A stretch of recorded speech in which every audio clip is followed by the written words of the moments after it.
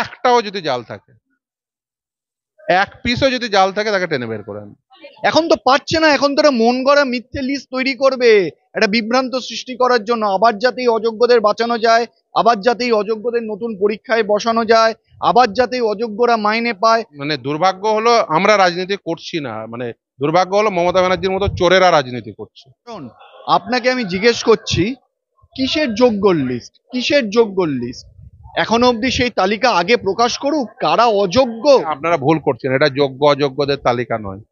এখনো পর্যন্ত যারা অযোগ্য বা অবৈধ বলে চিহ্নিত হয়েছেন এবং অবৈধ বলে চিহ্নিত হননি তার তালিকা। অবৈধ বলে যোগ্যর কোনো লিস্ট রাজ্য সরকার বা এসএসসির কাছে নেই। এখন যেটা পাবলিশ করবে সেটা একটা ওনাদের নিজস্ব মন গড়া একটা লিস্ট হবে। কারণ কপচে কপচে তার পেট থেকে বের করতে হবে যে টাকা কে নিয়েছে, টাকা তোমাদের কাছ থেকে কে নিয়েছে, কাকে দিয়েছো। দালাল, 1 নম্বর দালাল, 2 নম্বর দালাল, 3 নম্বর দালাল, 4 নম্বর দালাল, তারপরে 14 তলা। টাকা আদায় করতে হবে অবৈধদের কাছ থেকে, তাদের কাস্টোডিয়াল ইন্টিগ্রেশন করতে হবে দ্বিতীয়, এবং তৃতীয় হচ্ছে ওএমআর শিট পাবলিশ করতে হবে। এবং রীতিমতো 26,000-এর ভবিষ্যৎ আজকেই নাকি নির্ধারণ হয়ে যাবে, এসএসসি তালিকা দেবে, সবাই বলছে যোগ্যের তালিকা দিয়ে দেবে। আমার সঙ্গে রয়েছেন বিশিষ্ট আইনজীবী ফিরদৌস শামীম, কথা বলবো। বলছি আজকেই নাকি লিস্ট দিয়ে দেবে। ওই যোগ্য অযোগ্যের লিস্ট দেওয়ার আগে ওএমআর শিটটা পাবলিশ করতে হবে, কারণ সেটা আদালতের নির্দেশ। আজকে আদালতে কন্টেম্পট প্রসিডিংসে মূলত কি কি হলো সেটা বুঝে নেওয়া উচিত। ওএমআর শিট পাবলিশ করার নির্দেশ ছিল, এখনো করেনি। আমরা বারবার চাইছি ওএমআর শিট পাবলিশ করো। দ্বিতীয় হচ্ছে, কারণ আদালতের নির্দেশ আছে। দ্বিতীয় হচ্ছে যে যারা যারা অযোগ্য বা অবৈধ তাদের কাছ থেকে টাকা আদায় করতে হবে, সেই পদক্ষেপ নেওয়া হয়েছে কিনা সরকারি আইনজীবীর কাছে জানতে চেয়েছেন। তৃতীয় হচ্ছে যে এই অবৈধদের সিবিআই কাস্টোডিয়াল ইন্টারোগেশন করবে, এখনো কাস্টোডিয়াল ইন্টারোগেশন হয়েছে কিনা সেটা নিয়ে আদালত রিপোর্ট চেয়েছে।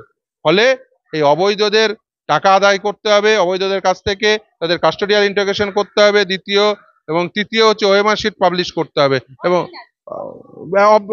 যেটা সিবিআই দিয়েছিল সেই ওএমআর শিট পাবলিশ করতে হবে, আদালতের যে নির্দেশ আছে। একটা জিনিস ফিরদৌস, তা আমি জানতে চাই, যদি সত্যি যোগ্য অযোগ্য লিস্ট রাজ্য সরকার দিতে পারে, তাহলে এতদিন এত মামলা এত কিছু মোকদ্দমা করে লাভ কি? তাহলে তারা তো আপনারা ভুল করছেন, এটা যোগ্য অযোগ্যদের তালিকা নয়।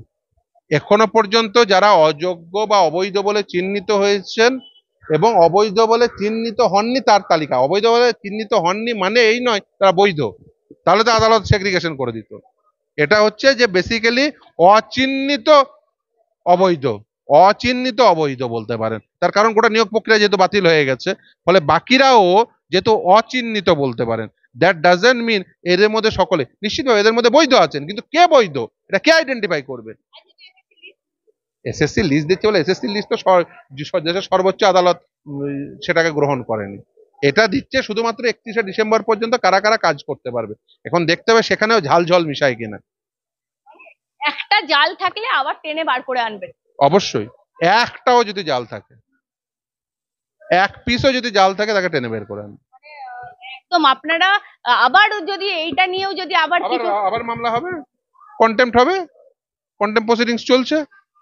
এ তো কন্টেম্পট প্রসিডিংস শুরু হলো, এবার কন্টেম্পট প্রসিডিংস চলতে থাকবে যতক্ষণ পর্যন্ত ওই যে বললাম অবৈধ যতজন রয়েছে টেনে টেনে 1 2 3 4 5 করে প্রত্যেকের টাকা আদায় করা হবে, এবং দেখা হবে প্রত্যেকে কাস্টোডিয়াল ইন্টিগ্রেশন করেছে কিনা সিবিআই। আমরা নাম্বার মিলে মিলিয়ে দেখবো। 25,000-এরও তো ভবিষ্যৎ একইভাবে ঝুলে রইল ফিরদৌস। আগামী 28 তারিখ থেকে শুনানি, পরবর্তী শুনানি, দেখা যাক কি হয়। কথা বলছি, রাজ্য সরকার সবই পারে, তাহলে রাজ্য সরকার কেন করেনি? আপনাদের উপরে বলছেন আপনারা নাকি রাজনীতি করছেন, আপনাদের উপরে চাপিয়ে দেওয়া হচ্ছে। তাহলে রাজনীতি এই মুহূর্তে করার সুযোগ কারা করে দিচ্ছে? না মানে দুর্ভাগ্য হলো আমরা রাজনীতি করছি না, মানে দুর্ভাগ্য হলো মমতা ব্যানার্জির মতো চোরেরা রাজনীতি করছে। সমস্যা হচ্ছে চোরেরা রাজনীতি করছে, এবং যারা ভদ্রলোক, যারা রাজনীতি করা উচিত ছিল তারা রাজনীতিটা করছে না। সমস্যাটা তো এখানেই। যদি ধরুন রাজনীতিটা সত্যি সত্যিই মানে ভদ্রলোকেরা করতো, তাহলে আজকে এই দিন দেখতে হতো না। মানে ওরা যদি বলে যে রাজনীতি করছে, রাজনীতি করলে এরা মুখ্যমন্ত্রী হতো, আমি মুখ্যমন্ত্রী হতাম, আমি মুখ্যমন্ত্রী হলে এই জিনিস দিন দেখতে হতো না। রাজনীতি যদি করতাম তাহলে মুখ্যমন্ত্রী হতাম, রাজনীতি করলে রাজনীতির প্রাঙ্গণে থাকলে আমি যদি ক্ষমতায়িত হতাম, আমি এই দিন দেখতে হতো না।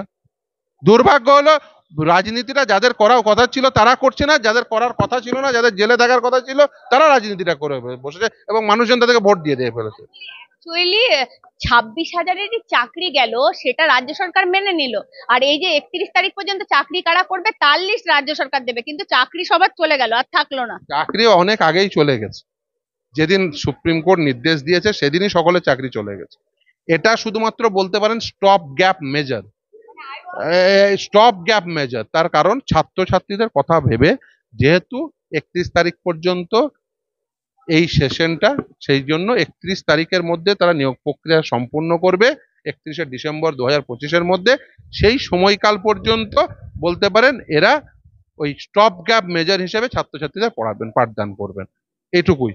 এর বাইরে এর এক ফোঁটা বেশিও নয়, এক ফোঁটা কমও নয়। লিস্ট দেবে, দুর্নীতি হয়েছে, কোর্ট হচ্ছে, সমস্ত কিছু ঠিক আছে। আমি বলছি এই সরকার যদি এতটাই দুর্নীতিগ্রস্ত, ব্যবস্থাটা নেবে কে এই সরকারের বিরুদ্ধে? সিবিআই নেবে, সেই জন্য তো সিবিআই এর কাছেও রিপোর্ট চেয়ে পাঠিয়েছে। এই যে কাস্টোডিয়াল ইন্ট্রোগেশন করে আমরা কেন কেন যারা অবৈধ হিসেবে চিহ্নিত, যে 6,276 জন, তাদের প্রত্যেককে কাস্টডিতে নিয়ে ইন্টারোগেশন করতে হবে।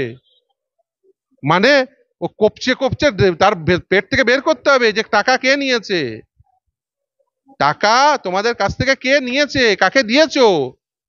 দালাল 1 নম্বর দালাল, 2 নম্বর দালাল, 3 নম্বর দালাল, 4 নম্বর দালাল, তারপরে 14 তলা। এ তো চেন, এই চেন চেন ধরে 14 তলায় ঢুকে পড়ো। বলছি, যা 32,000 নিয়ে যা খবর আসছে যে হাকিম বদলালেও হুকুম বদলাবে না, এরকমই একটা মন্তব্য। কারণ তাদের টেস্ট হয় না, তাদের ইন্টারভিউ হয়নি, সেইগুলো জেনেও যোগ্য শিক্ষক অযোগ্য শিক্ষকরাই 5 নাম্বার 6 নাম্বারের একটা পরীক্ষার প্রভিশন ছিল, সেখানে তারা মানতে রাজি নয়, তারা হাইকোর্টে গেছে। দেখুন, আমি বলি যে এই রাজ্যে মমতা বন্দ্যোপাধ্যায়ের আমলে যত নিয়োগ হয়েছে, বেশিরভাগ নিয়োগই কোন পদ্ধতিতে হয়েছে গোটা রাজ্যের মানুষ জানে। আর মমতা ব্যানার্জি নিজে স্বীকার করেছে যে ওর একটা ওই মন্ত্রী চলে গেছিল না, ওই কি নাম, রাজীব, সে 2 নম্বরই করে চাকরি দিয়েছে, সে তো মমতা নিজে স্বীকার করেছে। তো তাহলে জানে তো ব্যবস্থা নেয়নি কেন? ওটাকে তো আগে ধরা উচিত। সিবিআই এর কাস্টোডিয়াল ইন্টারোগেশনের কথা বলা আছে, সিবিআই অযোগ্যদের দেবে নিশ্চিতভাবেই। যে যদি পাওয়া যায় তাকে ধরে, ওই যাকে ধরা তাকে ধরতে হবে, ওটাই ওটাই হচ্ছে মাথা। আরেকটাও আমাদের চ্যানেলে কথা বলেছিলেন যে নেতাজি ইন্ডোরে যে মিটিং করলো আর যারা করালো তাদেরকেও ফটোগ্রাফি করে তাদেরকেও জিজ্ঞাসাবাদ। কাস্টোডিয়াল ইন্টারোগেশনের কথা লেখা আছে, আজকে শুনলেন তো? আজকে বিচারপতি, মহামান্য বিচারপতি কি বললেন সিবিআই এর কে, যে কাস্টোডিয়াল ইন্টারোগেশন নিয়ে কি ইয়ে করেছে, একদম রায়ের অংশ ধরে ধরে রিপোর্ট জমা দিতে হবে। আমরা বলেছি তো যে এই যোগাযোগ, এই আনহোলি নেক্সাস আনাট করতে হবে। একদম আনহোলি নেক্সাস, কেন অবৈধরা, তারা টাকা দিয়েছিল কিনা, কেন তারা এই মুখ্যমন্ত্রীর ডাকা সবাই এসছিল, এসব আনহোলি নেক্সাস সব আনাট করতে হবে, সবটাই আনাট করতে হবে। যে বেসিক্যালি এটা যে প্রি প্ল্যান্ড একটা দুর্নীতি, এটা আনাট করতে হবে সিবিআই কে। বলছি যোগ্য অযোগ্যদের লিস্ট কার্যত যদি রাজ্য সরকার দিতেই পারে, আজকে যদি প্রকাশই করে, তাহলে এতদিন টাইম নিল কেন? আমার সঙ্গে রয়েছেন আইনজীবী সুদীপ্ত দাশগুপ্ত, কথা বলবো দাদার সাথে। কেন টাইম? প্রথমত আমি মনে করি এই যোগ্যর কোনো লিস্ট রাজ্য সরকার বা এসএসসির কাছে নেই। এখন যেটা পাবলিশ করবে সেটা একটা ওনাদের নিজস্ব মন গড়া একটা লিস্ট হবে। কারণ আপনাকে আমি জিজ্ঞেস করছি কিসের যোগ্যর লিস্ট, কিসের যোগ্যর লিস্ট? এখনো অবধি সেই তালিকা আগে প্রকাশ করুক, কারা অযোগ্য। অযোগ্য তালিকার মধ্যে থাকবে যারা এক্সেস রেকমেন্ডেশন পেয়েছে, যারা ভ্যাকেন্সির বেশি চাকরি পেয়েছে, যারা সেকেন্ড ফেজ কাউন্সিলিং এর পরে চাকরি পেয়েছে এক্সপায়ারির পরে বা থার্ড ফেজের পরে। সেই তালিকাই তো ওরা মানছে না এসএসসি। মন গড়া বানানো লিস্ট হবে, আবার একটা অযোগ্যদের বাঁচানোর চেষ্টা হবে। আপনি আমায় বলুন, যদি সত্যিকারের এসএসসির সদিচ্ছা থাকতো না, তাহলে কিন্তু এতগুলো অযোগ্যর চাকরি যেত না, তারা হাইকোর্টে সুপ্রিম কোর্টে এই তালিকা নিয়ে যেত। এখনো যেটা করছে মিথ্যেচারিতা। এখন তো পারছে না, এখন তারা মন গড়া মিথ্যে লিস্ট তৈরি করবে একটা বিভ্রান্ত সৃষ্টি করার জন্য, আবার যাতে এই অযোগ্যদের বাঁচানো যায়, আবার যাতে এই অযোগ্যদের নতুন পরীক্ষায় বসানো যায়, আবার যাতে এই অযোগ্যরা মাইনে পায়, যোগ্যদের মধ্যে আবার সেই অযোগ্যদের ঢুকিয়ে দেবে। কারণ আপনাকে আবার আমি একটা বলে দিচ্ছি, আপনাদের হয়তো মনে থাকবে, যদি যোগ্যর তালিকা থাকতো না, তাহলে কিন্তু প্রথমেই বার করতে পারতো। স্কুল সার্ভিস কমিশনের চেয়ারম্যান বলছে আমার পক্ষে সম্ভব না যোগ্য অযোগ্যর তালিকা দিতে। যেখানে যোগ্য অযোগ্যর তালিকা দিতে সার্ভিস কমিশনের চেয়ারম্যান বলছে আমি অপারক, আমার পক্ষে সম্ভব না, তাহলে আজকের দিনে দাঁড়িয়ে যে লিস্টটা পাবলিশ হবে তো বোঝাই যাচ্ছে এটা একটা মন গড়া বানানো লিস্ট। একটাই কথা বলবো সুদীপ্ত দা, কার্যত এই যে 26,000-কে পথে নামাচ্ছে, আবার লিস্ট দিচ্ছে, মানে রাজ্য সরকার এত বিভ্রান্তি সৃষ্টি করছে কেন? চুরিটা বাঁচাতে, নিজেরা যে চুরি করেছে, রাজ্য যে চুরি করেছে, চুরিটা বাঁচাতে, অযোগ্যগুলোকে বাঁচাতে। কারণ আজকে অযোগ্যদের চাকরি যদি না যায়, তারা তো এই নেতাগুলোর কলার ধরবে, দিয়ে আমাকে টাকাগুলো ফেরত দে।